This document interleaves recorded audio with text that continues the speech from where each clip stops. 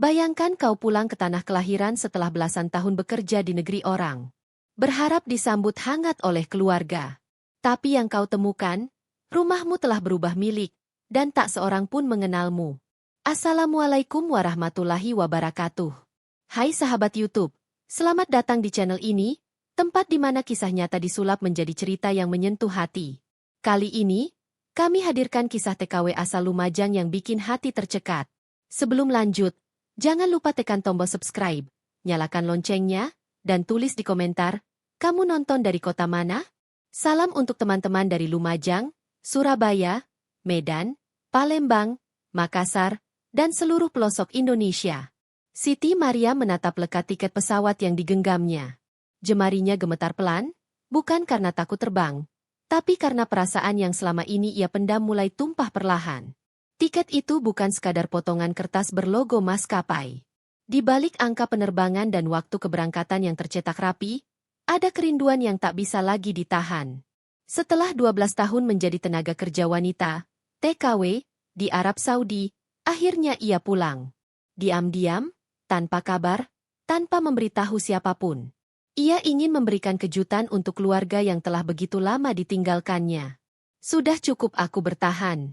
Sekarang aku ingin kembali jadi istri, jadi ibu. Gumamnya lirih di ruang tunggu Bandara King Abdulaziz, Jeddah.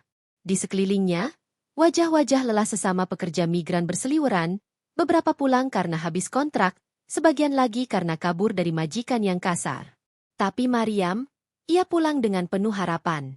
2 koper besar menemani langkahnya, satu berisi pakaian dan barang pribadinya, dan satu lagi penuh oleh-oleh, kain khas Arab, kurma mewah, parfum mahal, dan mainan untuk anak laki-lakinya yang dulu ia tinggalkan saat masih kelas 3 SD. Kini pasti sudah SMA. Atau mungkin malah sudah kuliah. Wajah kecilnya yang dulu sering muncul dalam mimpinya, kini membuat hatinya sesak. Apa ia masih mengingat ibunya? Saat pesawat menyentuh landasan Juanda International Airport, Surabaya, air matanya menetes diam-diam. Pagi itu langit mendung, seolah ikut menahan tangis. Ia berjalan pelan melewati imigrasi, lalu keluar membawa 2 koper dan segunung harapan. Tidak ada jemputan. Tidak ada sambutan. Memang begitu rencananya. Ia ingin kejutan. Ingin melihat ekspresi kaget dan gembira dari suaminya, Pak Darto, dan anak mereka, Fikri. Ia menumpang travel ke Lumajang. Sepanjang perjalanan, matanya tak henti menatap jendela. Gunung-gunung yang dulu jadi pemandangan masa kecilnya kini terlihat asing. Jalanan yang dulu ramai dengan pedagang keliling kini dipenuhi motor dan truk besar. Waktu ternyata tak hanya mengubah usia, tapi juga wajah kampung halaman. Ia tiba di Lumajang menjelang sore. Supir travel menurunkannya di gang kecil menuju rumahnya dulu. Ia berjalan kaki sambil menarik koper. Hatinya berdetak lebih cepat. Di kepalanya, ia membayangkan suaminya yang terkejut saat membuka pintu. Ia membayangkan Fikri berlari memeluknya. Mungkin menangis haru. Mungkin akan ada tetangga yang mengenalinya dan langsung meneriakkan, Mariam pulang. Alhamdulillah, Mariam pulang. Namun semua bayangan itu sirna begitu ia berdiri di depan rumah. Ia mematung. Pagar rumah itu kini tak lagi hijau toska, warna kesukaannya. Sudah dicat ulang menjadi krem polos. Pot bunga yang dulu ia rawat tak ada. Teras tempat ia sering duduk sambil menyulam kini ada meja plastik dan 2 kursi rotan baru. Lebih mengejutkan, pelang kecil bertuliskan, Keluarga Bahagia 2021, terpampang jelas di sisi kiri pintu. Apa ini rumah yang salah? Gumam Mariam. Ia maju pelan. Nomor rumahnya masih sama. Letak pohon mangga di depan pagar pun tak berubah. Tapi suasananya terasa asing. Tak ada aura kenangan. Dengan gemetar, ia menekan bel. Tak lama kemudian, seorang wanita muda membuka pintu. Usianya mungkin sekitar 30-an. Mengenakan daster dan wajah penuh curiga. Ya, Bu? Ada perlu apa? Mariam tersenyum gugup. Permisi maaf, ini rumah saya. Saya Mariam. Saya baru pulang dari Arab. Wanita itu mengerutkan alis. Maaf, ibu siapa? Saya pemilik rumah ini. Saya tinggal di sini dulu, sebelum berangkat kerja ke luar negeri. Ini rumah saya dan suami saya. Pak Darto. Wanita itu kaget. Matanya membesar, lalu memanggil seseorang. Tak lama, seorang pria berbadan tegap datang. Mungkin suaminya. Ada apa, Bu? Tanya pria itu dengan suara datar. Saya pemilik rumah ini. Saya baru pulang.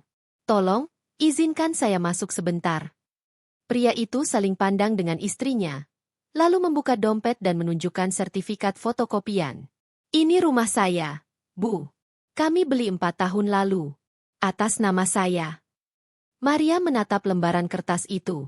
Ada nama yang tak ia kenal. Tanda tangan yang bukan miliknya.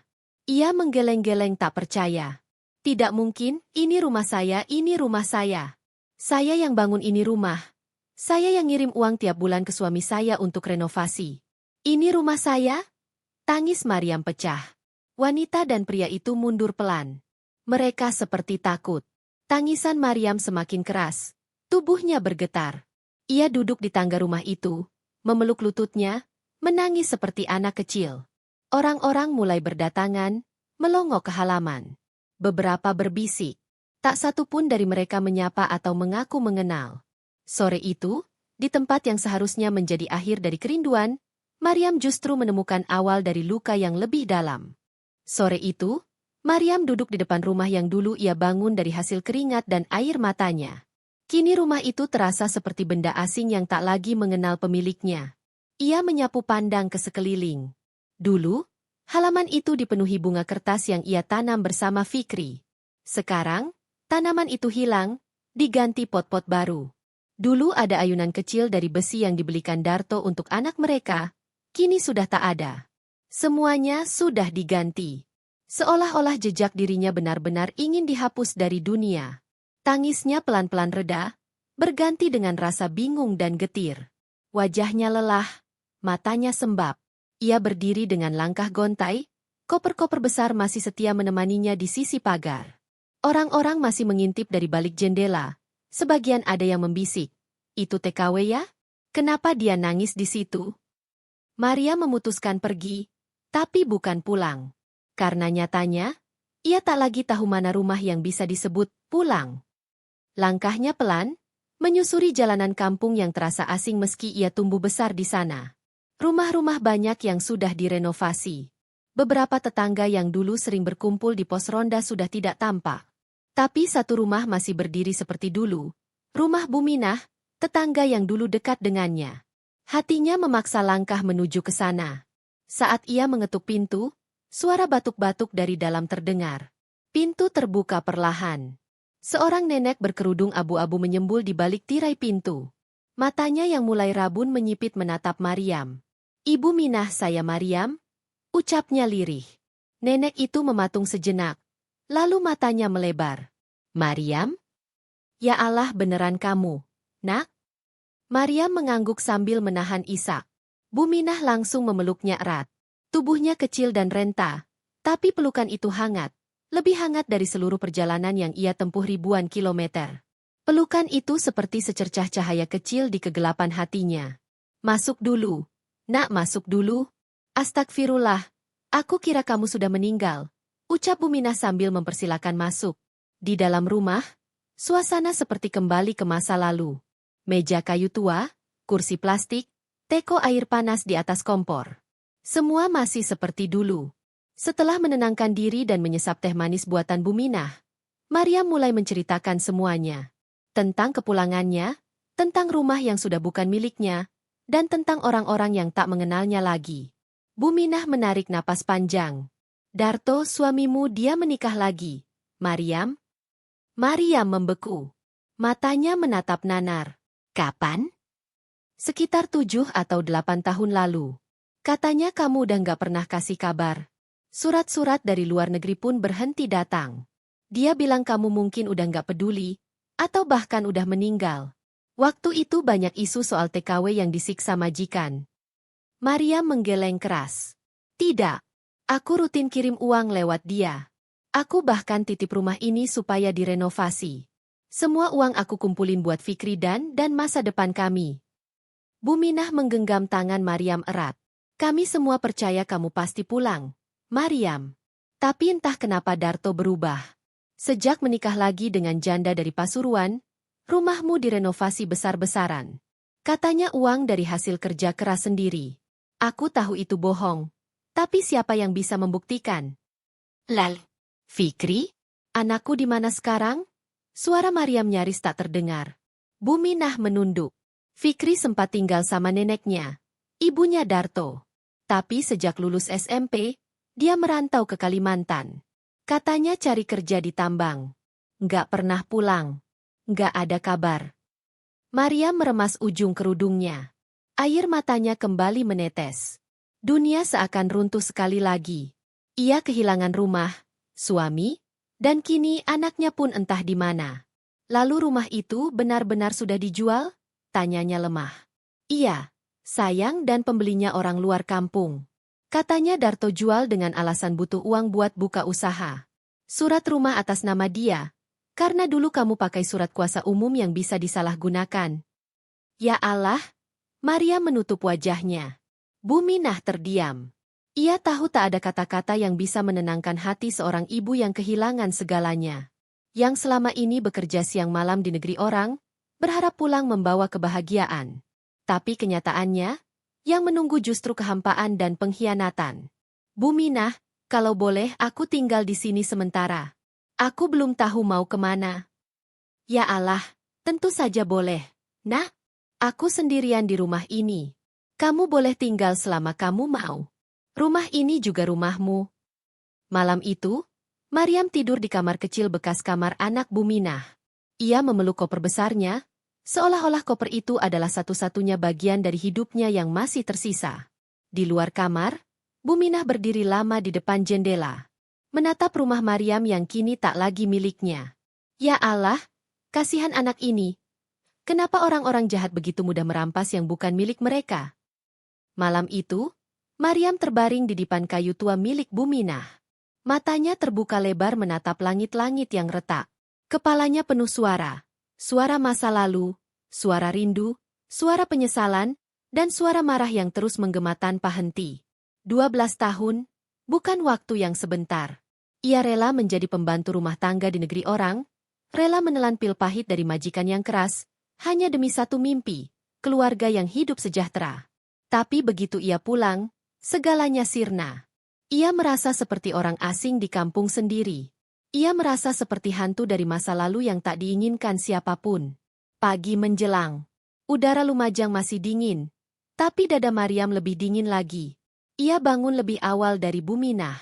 Seperti kebiasaannya di Arab, ia menyiapkan teh manis dan sedikit roti kering sebagai sarapan. Tangannya bekerja otomatis, tapi hatinya tetap kosong. Tak lama, Buminah keluar dari kamar dengan senyum lembut. Kamu nggak bisa tidur ya, Nak? Mariam hanya mengangguk. Kepalaku penuh, Bu. Wajar. Kamu belum tenang. Tapi percayalah, Tuhan itu maha melihat. Setelah sarapan, Mariam bertanya pelan. Buminah, aku ingin mencari Fikri. Aku nggak bisa tenang sebelum tahu dia di mana dan bagaimana keadaannya. Buminah mengangguk. Ibu juga khawatir. Tapi terakhir yang ibu tahu, Fikri ikut pamannya ke Kalimantan. Katanya kerja di tambang batu bara. Setelah itu nggak ada kabar. Mungkin kamu bisa tanya ke Ibu Warsih, ibunya Darto. Meskipun dia dingin, tapi dia pasti tahu kemana cucunya pergi. Mariam ragu. Hubungan dengan mertua sejak dulu memang tidak pernah hangat. Tapi demi anaknya, ia akan melangkah sejauh apapun. Siang itu, Mariam dan Buminah berjalan menuju rumah Bu Warsih. Jaraknya sekitar 500 meter dari gang utama. Rumah itu masih tampak kokoh, tapi sedikit lebih tua dari terakhir Mariam lihat. Temboknya mulai retak, dan catnya mengelupas. Mariam mengetuk pintu dengan tangan dingin. Tak lama kemudian, Bu Warsih membuka pintu. Pandangan matanya langsung tajam saat melihat Mariam. Kamu? Ucapnya datar. Iya, Bu, saya pulang. Pulang? Baru ingat pulang setelah lebih dari 10 tahun. Mariam menelan ludah. Saya nggak pernah lupa, Bu. Saya cuma kerja untuk kita semua. Kamu kerja? Iya. Tapi kamu lupa keluarga. Lupa jadi istri. Lupa jadi ibu. Darto sudah lama menyerah nunggu kamu. Tapi saya kirim uang rutin, Bu. Saya titip semua untuk Darto. Dan kamu pikir uang bisa ganti kehadiranmu? Mariam terdiam. Ia tahu ini percuma. Tapi ia mencoba lagi. Fikri, Bu. Saya cuma ingin tahu di mana dia sekarang. Bu Warsih menarik napas panjang. Suaranya sedikit melunak. Terakhir dia ikut Pak D-nya ke Kalimantan. Katanya kerja di tambang di daerah Sangatta. Tapi sudah hampir 2 tahun gak ada kabar. Nomornya juga sudah mati. Mariam merasa lututnya lemas. Bu, bolehkah saya lihat foto terakhir Fikri? Saya ingin tahu wajahnya sekarang seperti apa. Bu Warsih masuk ke dalam, lalu keluar membawa album foto. Di dalamnya, ada potret seorang remaja laki-laki dengan senyum yang sangat mirip dengan Mariam saat muda. Ia mengenakan seragam SMA dan jaket hitam. Di balik foto itu, tertulis, Fikri 2018. Mariam mengelus foto itu dengan air mata yang kembali jatuh. Fikri, anakku. Kalau kamu memang niat cari anakmu, lebih baik kamu urus hidupmu dulu. Rumah udah dijual. Uang udah habis. Kamu pulang tanpa apa-apa. Jangan bikin malu keluarga lagi, Mariam. Kalimat itu menyayat lebih dalam dari pisau. Tapi Mariam hanya mengangguk. Ia tahu, pada akhirnya ia harus berdiri sendiri. Tak ada suami, tak ada keluarga yang menyambut. Yang tersisa hanyalah kenangan dan tekad. Malam hari. Mariam duduk di beranda rumah Buminah sambil memandangi langit malam. Jutaan bintang bertabur, seolah menjadi saksi bahwa ia masih bertahan. Ia memeluk album foto itu erat. Di benaknya, satu tekad mulai tumbuh. Ia harus menemukan Fikri, apapun yang terjadi. Buminah keluar membawa selimut. Kamu mau nyari anakmu ke Kalimantan? Ya, Bu. Saya harus nemuin dia. Saya nggak bisa hidup tenang sebelum tahu dia baik-baik saja. Tapi kamu nggak punya siapa-siapa di sana. Mariam tersenyum lemah. Dulu saya juga nggak punya siapa-siapa di Arab, Bu. Tapi saya bertahan. Dan saya akan bertahan lagi. Buminah menatapnya lama. Lalu berkata, kalau begitu, kamu harus tahu sesuatu. Apa, Bu? Dulu, sebelum rumah kamu dijual, ada yang bilang kalau Darto memalsukan tanda tangan di surat kuasa kamu. Katanya surat itu buat ngurus transfer uang dan keperluan rumah. Tapi ternyata dia pakai itu buat balik nama rumah diam-diam. Dia pernah ketahuan mau pinjam uang ke koperasi dengan agunan rumah itu. Mariam terdiam. Dadanya sesak. Saya nggak tahu apakah kamu bisa gugat atau tidak. Tapi kalau kamu punya salinan surat aslinya atau ada bukti kiriman uang, mungkin kamu bisa coba konsultasi ke pengacara atau lebih. Banyak kok yang bantu TKW pulang yang tertipu. Mariam memejamkan mata. Satu persatu kebenaran mulai terkuak. Darto bukan hanya meninggalkannya, tapi juga mengkhianatinya sejak lama. Ia tak hanya kehilangan cinta, tapi juga harta yang dikumpulkan dari tahun-tahun penuh penderitaan. Terima kasih, Buminah.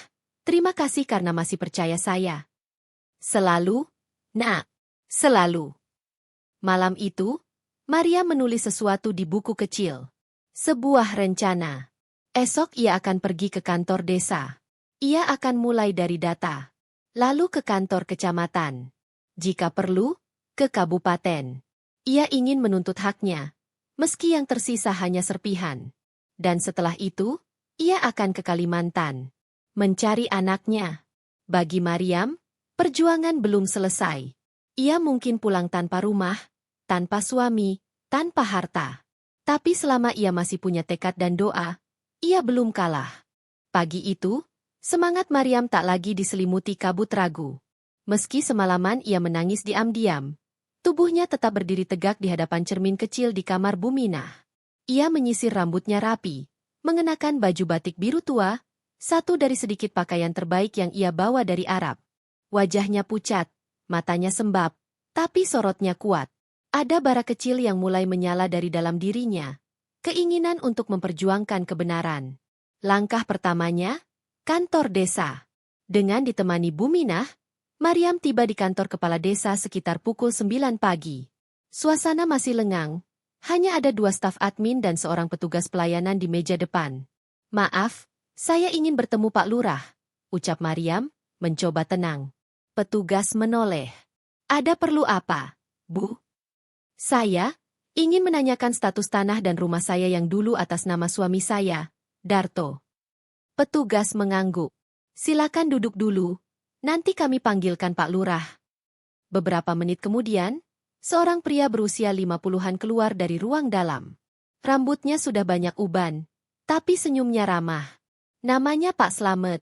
Setelah mendengar nama Mariam, wajah Pak Slamet tampak kaget. Bu Mariam? Ya Allah, ini benar Bu Mariam? Dulu warga RW 03. Mariam mengangguk. Kami semua kira ibu sudah lama wafat. Darto pernah bawa surat katanya ibu meninggal di luar negeri. Apa? Mariam sontak berdiri dari kursinya. Saya masih hidup. Saya pulang kemarin. Bagaimana bisa dia? Pak Slamet tampak kikuk. Maaf, Bu. Saya hanya mendengar dari dokumen yang dibawa Pak Darto. Kami tidak bisa verifikasi lebih lanjut karena tidak ada kontak dari pihak luar negeri. Setelah itu dia ajukan balik nama rumah dan menyatakan sebagai ahli waris. Padahal saya kirim uang ke dia tiap bulan. Saya bahkan punya catatan pengiriman, bukti Western Union, rekening transfer. Suara Mariam mulai tercekat. Pak Slamet menghela napas. Kalau ibu punya bukti-bukti itu, kami bisa bantu untuk proses keberatan atau mediasi. Tapi kalau rumah sudah dijual dan balik nama, harus ke tingkat kecamatan atau bahkan kabupaten untuk pengecekan sertifikat asli. Maria mencatat semua saran itu. Ia meminta fotokopi berkas yang ada di kantor desa sebagai arsip. Pak Slamet memberikannya dengan sopan, meski jelas ada ketegangan dalam suasana. Satu hal yang menyayat hati Mariam adalah sebuah dokumen surat kuasa yang dipalsukan. Tanda tangannya terlihat sangat mirip, tapi bukan miliknya. Di bagian bawah, tertulis, penyerahan hak atas rumah sepenuhnya kepada suami. Saya tidak pernah bikin surat ini, lirih Mariam. Bu Minah menggenggam tangannya. Sabar, nak, kamu masih bisa cari keadilan. Langkah selanjutnya, kantor kecamatan. Di sana, Maria menceritakan kisahnya kepada staf bagian pertanahan. Mereka mencocokkan dokumen milik Mariam dengan arsip kecamatan. Ternyata, benar bahwa Darto mengurus balik nama rumah 5 tahun lalu atas nama pribadi.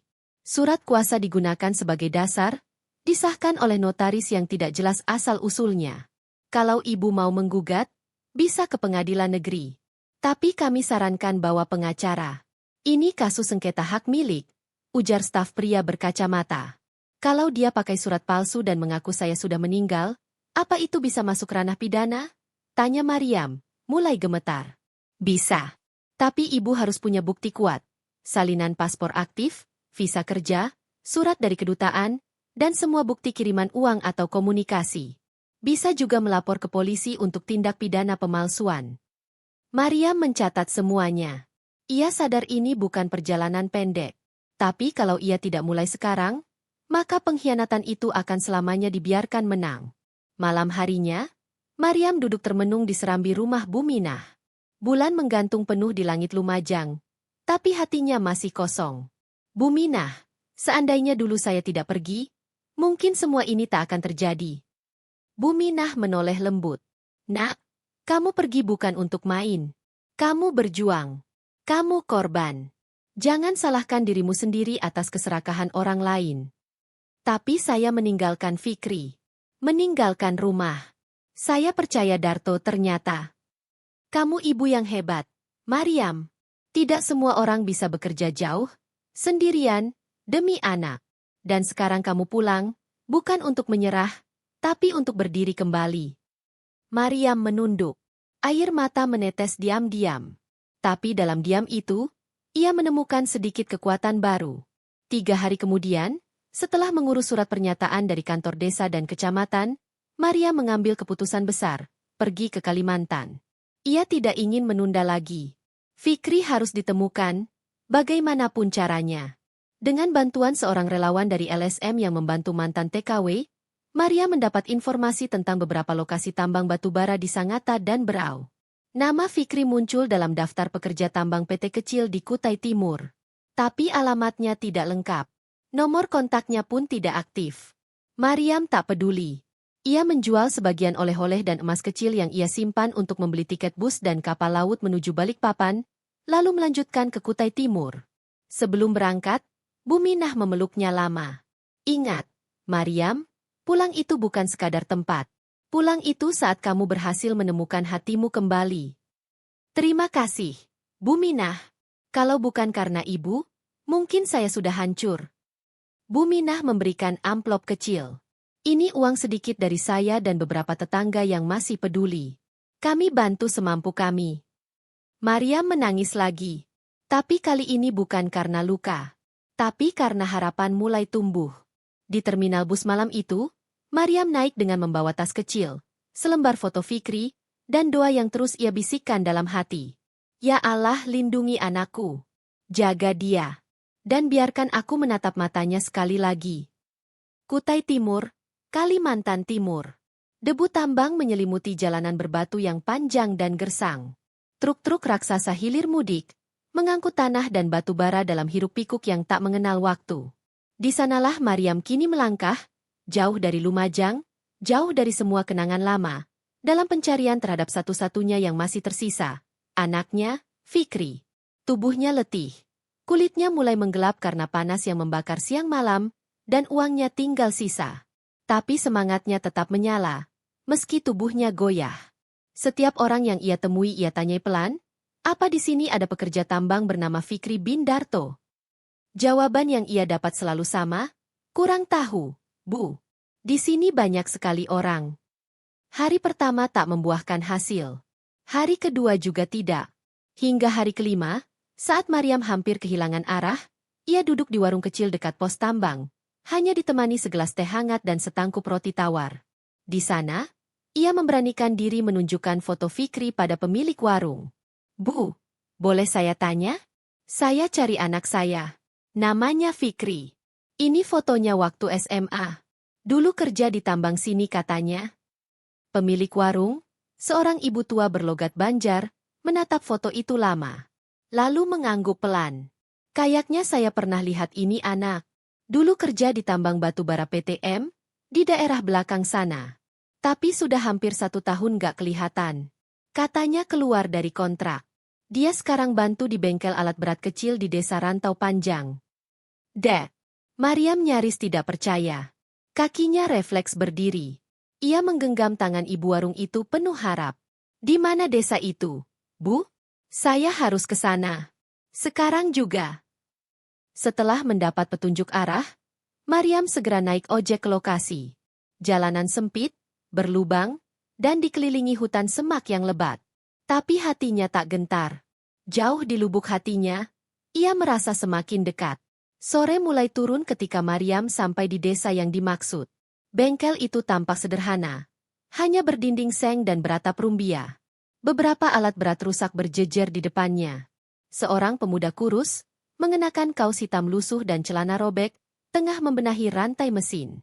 Mariam berhenti sejenak. Napasnya tercekat. Pemuda itu, tinggi, rambutnya sedikit keriting, wajahnya keras terbakar matahari, tapi sorot matanya, sorot itu tak berubah. Sorot itu, milik anaknya. Fikri?